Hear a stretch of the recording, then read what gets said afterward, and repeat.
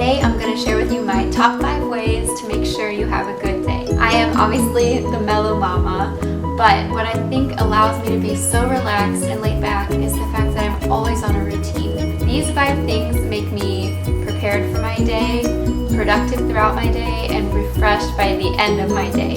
And hopefully they'll do the same thing for you. So here we go. To me, there's nothing better than waking up in the morning and knowing exactly what you're going to do that day. It just feels exciting and I can't wait to be productive. So I always plan my day ahead of schedule the night before using my planner and an old school pen and paper. This way I can just cross things off as I do them and I feel super accomplished and productive. I also like to make sure I have a specific time frame for each of my tasks for the day. That way I don't get off track.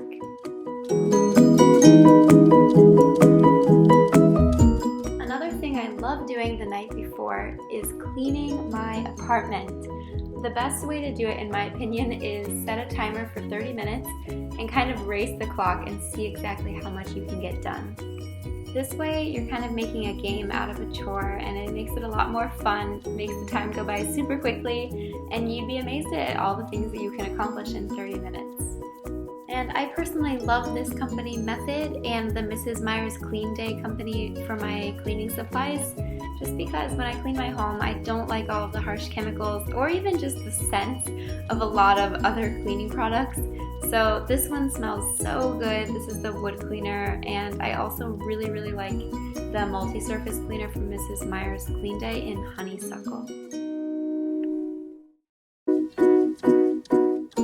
I've always kept a really tidy space, but since becoming a mom, I've become a lot more particular about how clean my space is, so I spend a lot more time dusting, really sweeping, cleaning baseboards, doing more deep cleaning than I have before, and it's a lot more difficult to do that during the day because I spend all of my time with Donovan or getting work done. So accomplishing this at night and waking up to a clean house is amazing.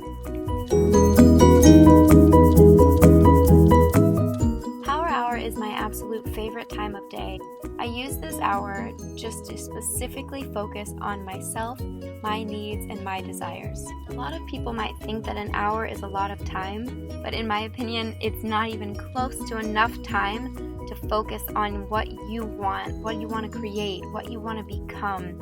And in general, I think as a mom, I spend not even a fraction of the day thinking about my needs, and so this is just such a special time for me. I specifically break up my hour into 15-minute increments. The first 15 minutes I dedicate to physically realigning my body for happiness. And I know that might sound silly to some of you, but the thing is, you can visualize right now what a happy person looks like versus a sad person. So I try to train myself to have tall posture, to have deep breaths, not shallow breaths, to have my eyes up and alert, to smile, just because I think getting in the habit of carrying myself like a happy person naturally makes me a happier person. Now that I'm physically in the zone, I like to focus on my mental health by meditating. The thing that I liked to do most when I first began was to just sit comfortably, be still, and focus on my breath. I also really loved reading books on meditation when I was first beginning. I'll link my favorite one below. It's called Zen Mind, Beginner's Mind by Shunryu Suzuki.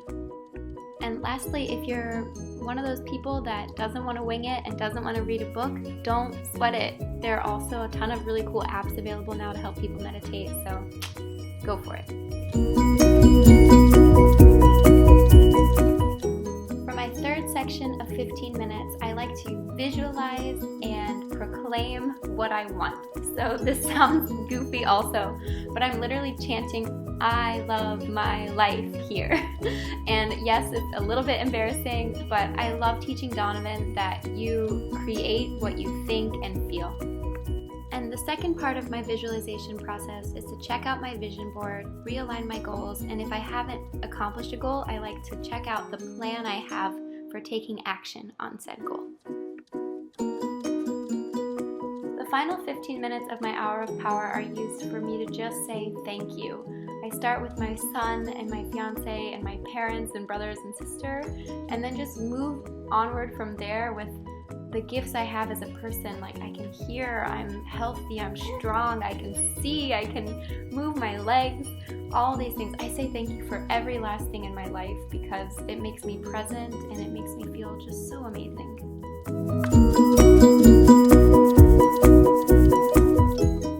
Something I always incorporate into a good day is reading a good book.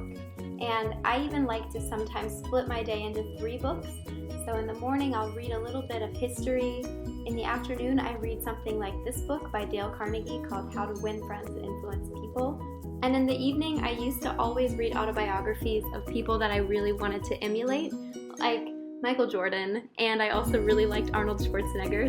But now that I'm a mom, and actually I started during my pregnancy with books applying to being a parent, such as Teaching Johnny to Think, which I'll link below, and I also really like, hi Donovan, Rosalind Ross's book called The Theory of Objectivist Parenting. I also try to read to Donovan at least 3 times a day, just to hopefully instill a love of books in him at this early age and stage in his life, and also because it's just a great bonding experience for the 2 of us.